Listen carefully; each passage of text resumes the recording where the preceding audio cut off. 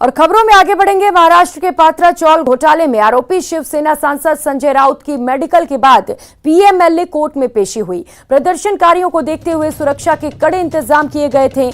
Court परिसर के आसपास 200 पुलिस कर्मियों को लगाया गया। इसके अलावा ईडी ऑफिस के बाहर 100 और जेजे हॉस्पिटल के बाहर 50 पुलिस कर्मियों को तैनात किया गया था। दूसरी ओर मुंबई में शिवसेना का विरोध प्रदर्शन देखने को मिला। संजय के कोर्ट रूम में घुसते समय बाहर उनके समर्थक नारेबाजी करते हुए नजर आए। इस बीच संजय राउत ने हाथ जोड़कर समर्थकों का अभिवादन भी किया। कोर्ट रूम के बाहर भारी पुलिस बल तैनात थी। राउत और उनके वकीलों को ईडी के अधिकारियों के साथ कोर्ट रूम के अंदर ले जाया गया और दरवाजे बंद कर दिए गए। संजय राउत ने कोर्ट रूम में प्रवेश करने से पहले कोर्ट कॉरिडोर में समर्थकों को आश्वासन दिया कि शिवसेना को तोड़ने के प्रयास सफल नहीं होंगे। उधर संजय राउत को 4 अगस्त तक ईडी की कस्टडी मिली है। वहीं जांच एजेंसी ने 8 दिन की संजय राउत की रिमांड मांगी थी।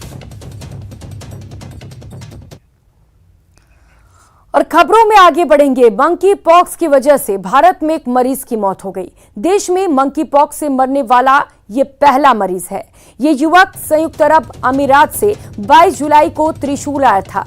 युवक की मौत के बाद जब उसके सैंपल को जांच के लिए भेजा गया तो इस बात की पुष्टि हुई कि उसकी मौत मंकी पॉक्स से हुई है। केरल के स्वास्थ्य अधिकारियों ने सोमवार को इस घटना की पुष्टि की है। मंकी पॉक्स की आशंका की वजह से युवक के नमूनों को एनआईवी पुणे में भेजा गया था, जिसके परिणाम पॉजिटिव मिले। 22 साल के हफीज का रविवार को निधन हो गया और उसके बाद से उसमें मंकी पॉक्स होने का शक होने लगा। जल्द ही स्वास्थ्य अधिकारी हरकत में आ गए और कोझिकोड हवाई अड्डे पर आने वाली यात्रियों की सूची तैयार करना शुरू कर दी। पता चला कि हवाई अड्डे पर उनका स्वागत करने के लिए उनके 4 दोस्त और उनके परिवार के सदस्य भी थे। अगले दिन वो अपने दोस्तों के साथ फुटबॉल खेलने भी गया था। तभी उसे कोई समस्या नहीं थी। समस्या के बाद उसे 27 जुलाई को एक स्थानीय क्लिनिक ले जाया गया। वहां से उसे एक अस्पताल में भर्ती कराया गया। युवक का रविवार को निधन हो गया।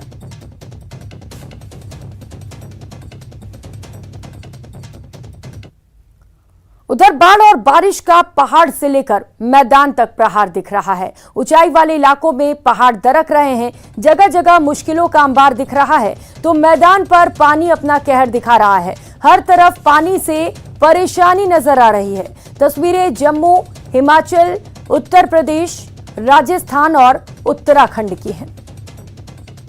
तो पूरे देश में मॉनसून इस वक्त अपना कहर बरपा रहा है। जगह जगह से अलग अलग प्रदेशों से ये तस्वीरें इस वक्त आपको दिखा रहे हैं किस तरीके से बारिश से न सिर्फ पहाड़ी इलाके बल्कि मैदानी इलाके भी बुरी तरह से प्रभावित हो रहे हैं।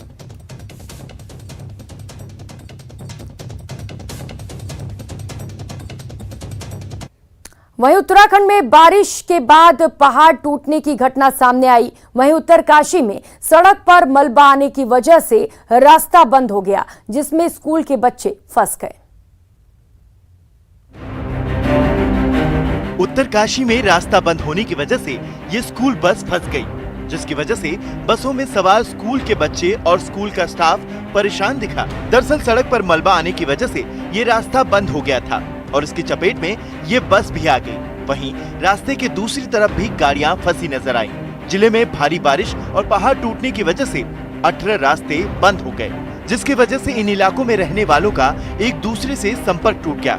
फिलहाल हालात को देखते हुए प्रशासन की टीम अलर्ट हो गई। रास्ता खोलने के लिए आपदा राहत की टीम को भेजा गया। ब्रेक के बाद आप सभी का स्वागत है। खबरों में आगे बढ़ेंगे। देश की सबसे बड़ी डिजिटल सेवा प्रदाता कंपनी जियो ने 5G स्पेक्ट्रम के लिए सबसे अधिक बोली लगाई है। भारत में अब तक की सबसे बड़ी स्पेक्ट्रम नीलामी की प्रक्रिया सोमवार को खत्म हो गई, जिसमें करीब 1,50,173 करोड़ रुपए की बोलियां लगाई गई। लेकिन पूरी नीलामी प्रक्रिया में जियो सबसे अव्वल रहा। जियो ने 20 साल के लिए करीब 88,078 करोड़ रुपए की बोली लगाई। जियो ने कई बैंड्स में स्पेक्ट्रम का अधिग्रहण किया, जिससे जियो पूरे देश में 5G सेवाओं को बेहतर तरीके से देने में सक्षम होगा। इस मौके पर रिलायंस जियो के चेयरमैन आकाश अंबानी ने कहा कि जियो भारत के 5G युग के अगुवाई के महत्वाकांक्षी और मजबूत संकल्प के साथ तैयार है।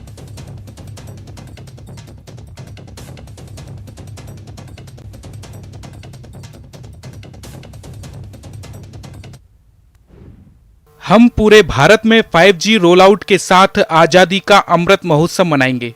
जियो विश्वस्तरीय किफायती 5G और 5G सक्षम सेवाएं देने के लिए प्रतिबद्ध है। हम ऐसी सेवाएं, प्लेटफॉर्म और समाधान प्रदान करेंगे जो भारत की डिजिटल क्रांति को गति देंगे, विशेष रूप से शिक्षा, स्वास्थ्य देखभाल, कृषि, विनिर्माण और ई गवर्नेंस सरीखे महत्वपूर्ण क्षेत्रों में, और माननीय प्रधानमंत्री के डिजिटल इंडिया मिशन में एक और गौरवपूर्ण योगदान देंगे। बस का सफर आपने भी किया होगा और बस स्टैंड पर चना मूंगफली खरीद कर भी खाई होगी, लेकिन किसी चने बेचने वाले को फर्राटेदार अंग्रेजी बोलते कभी देखा है क्या, या सुना है? नहीं तो चलिए हमारे साथ आदिवासी बाहुल्य छत्तीसगढ़ जिले के बलरामपुर।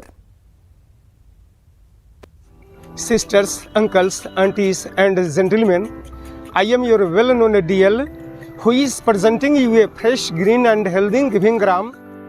बोली जुदा, स्टाइल जुदा। I am your friend Devlakhan Gupta who is welcoming you at this beautiful place with hot and tasty gram.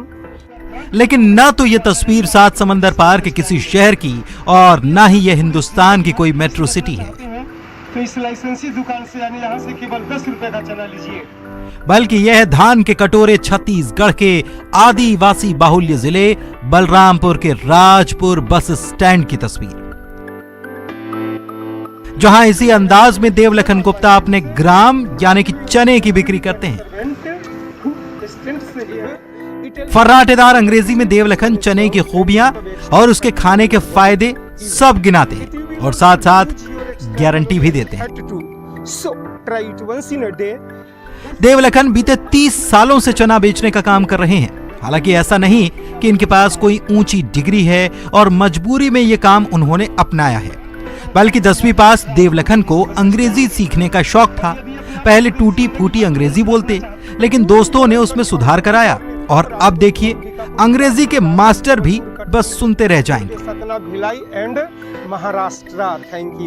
वैसे देवलखन का चना बेचने का अंदाज वाकई जुदा है। माइक और स्पीकर के जरिए वो चने की बिक्री तो कर ही रहे हैं, साथ ही लोगों को फर्राटेदार अंग्रेजी बोलकर हैरान भी कर रहे हैं, क्योंकि आज भी हिंदुस्तान की बड़ी आबादी किसी सामान्य व्यक्ति को फर्राटेदार अंग्रेजी बोलता देख चक्कर में जरूर पड़ जाती है।